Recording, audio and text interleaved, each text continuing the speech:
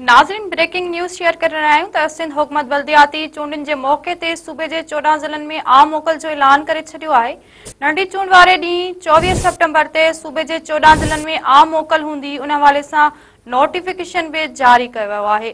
कराची जे 3 ज़िलनि अंदरि हैदराबाद, मटियारी, जामशोरो, सखर, गोड़की, खैरपुर, मीरपुर ख़ास, उमरकोट, दादू, बदीन ऐं ठठो में 24 सितंबर ते सरकारी ऐं ख़ानगी इदारा बंदि रहंदा।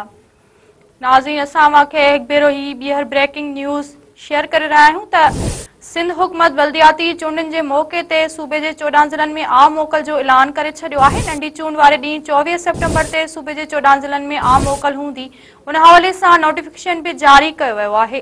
कराची जे 3 ज़िलनि हैदराबाद, मटियारी, जामशोरो, सखर, गोड़की, खैरपुर, मीरपुर ख़ास, उमरकोट, दादू, बदीन ऐं ठठो में 24 सितंबर ते सरकारी ऐं ख़ानगी इदारा बंदि रहंदा।